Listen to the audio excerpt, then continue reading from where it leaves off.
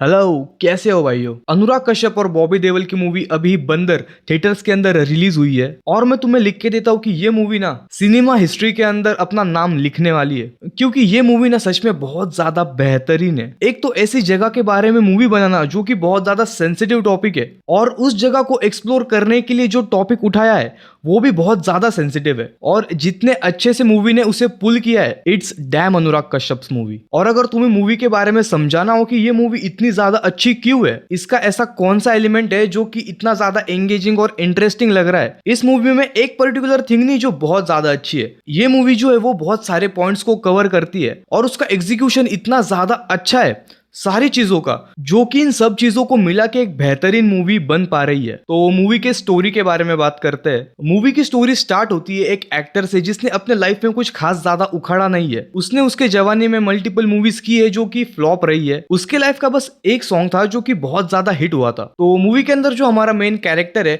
वो डिस्को वाले कपड़े पहन के एक शादी में जाके अपना वही गाना परफॉर्म कर रहा होता है और हम देख सकते हैं कि कोई खास इंटरेस्टेड नहीं है उसका वो गाना सुनने में। और हम उसके बाद ये भी देखते कि वो अपने लाइफ में कुछ खास ज्यादा कर नहीं रहा है। हम ये देखते कि वो 50 साल का हो गया है लेकिन उसकी अब तक शादी नहीं हुई है और ना तो उसकी एक स्टेबल रिलेशनशिप है। वो अपने घर में एक नौकर के साथ रहता है जिसका भी उसने 4 महीने से पगार नहीं दिया है। बट हम ये देखते कि वो इन सब चीजों से ओके है, उसे ये सब चीजें पसंद नहीं है लेकिन वो उसके बारे में कुछ करता नहीं है, वो बस चीजों को होने दे रहा है। लेकिन सडनली एक दिन ऐसा आता है कि वो अपने घर में बैठा होता है और उसकी डोरबेल बजती है जहां पे दरवाजे पे पुलिस होती है और उसे बताती है कि उस पर रेप चार्ज लगे। अब इसके बाद उसकी लाइफ क्या टर्न्स लेती है, वो इन सब चीजों को कैसे टैकल करता है या फिर टैकल नहीं कर पाता, वो चीज आप इस मूवी में देख के समझ सकते हो। अब हमने ऐसे मूवीज देखे हुए हैं जिसके अंदर ये सिमिलर कॉन्सेप्ट है लेकिन वो सारी मूवीज हमें कोर्ट रूम ड्रामा दिखाती है, लेकिन बंदर के अंदर हम बिल्कुल ही उसका अपोजिट देखते हैं। हम कोर्ट रूम ड्रामा देखते ही नहीं है। इस मूवी में हम पूरा टाइम बस कैरेक्टर के ऊपर फोकस करते हैं। इस मूवी का जो मेजर पार्ट है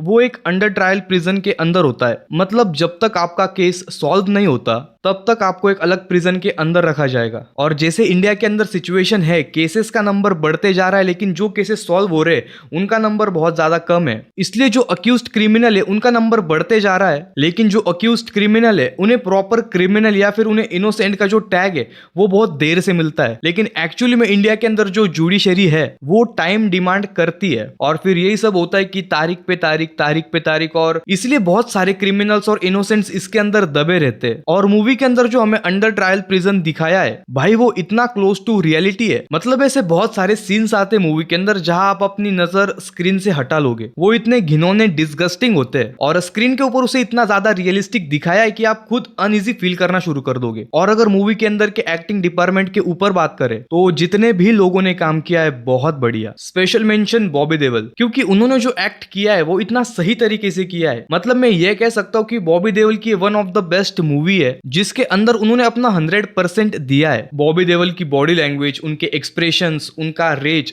इतना ज्यादा रियलिस्टिक फील होता है कि आप 10-15 मिनट्स के अंदर ही उस कैरेक्टर के साथ कनेक्ट करना शुरू कर देते हो। और इन सब चीजों के मास्टरमाइंड अनुराग कश्यप। मूवी के डायरेक्शन के ऊपर तो सवाल ही नहीं उठा सकते। मूवी के अंदर एक सीन है जहां पे मेन कैरेक्टर और पुलिस के बीच में कॉन्वर्सेशन होता है और वो सीन कंटिन्यूअस 10 मिनट्स का है और सच कहूं तो 10 मिनट का कॉन्वर्सेशन एक 2 घंटे की मूवी के अंदर बहुत ज्यादा बड़ा है। लेकिन जब आप ये मूवी देखोगे आपको जरा भी फील नहीं होगा कि ये कॉन्वर्सेशन इतना ज्यादा लंबा है। उस पर्टिकुलर सीन के अंदर ही हम बहुत सारे कैरेक्टर्स देखते हैं और उन सब में से बस 2 ही लोग बात कर रहे होते हैं, लेकिन उस सीन के अंदर हम इतना ज्यादा खो जाते हैं कि मतलब जो भी मुंह खोलता है वो हमें इवल लगना शुरू हो जाता है। देखो इस टाइम तक हमें ये भी नहीं पता होता है कि बॉबी देओल इनोसेंट है या नहीं, और ना तो हमें ये पता होता है कि एक्चुअली पुलिस का मोटिव क्या है। और जो मेन पुलिस का रोल है जिसे जितेंद्र जोशी ने प्ले किया है भाई, वो बंदा बस उस पर्टिकुलर सीन के अंदर ही है मूवी में, लेकिन उन्होंने जो इस पुलिस का रोल प्ले किया है यही कहूंगा कि उन्होंने भी बहुत सही एक्टिंग करी है। मतलब सच में उन्होंने अपने एक्टिंग स्किल्स उस सीन के अंदर प्रूफ की है। और अगर आप लोगों ने ये मूवी अब तक नहीं देखी और आप इसे देखने का प्लान कर रहे हो तो मैं एक चीज कहना चाहूंगा कि ये स्पॉइलर नहीं है, पर आप है ना मूवी से गलत चीज एक्सपेक्ट मत करो।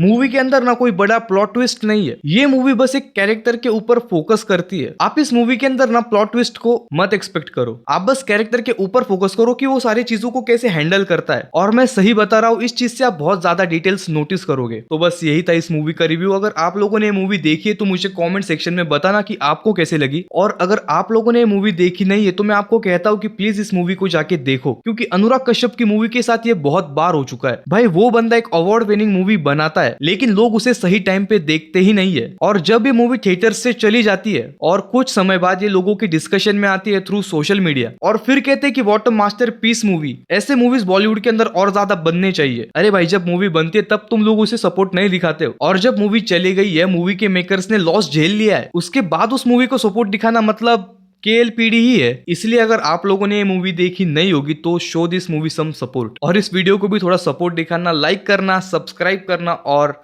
बाय।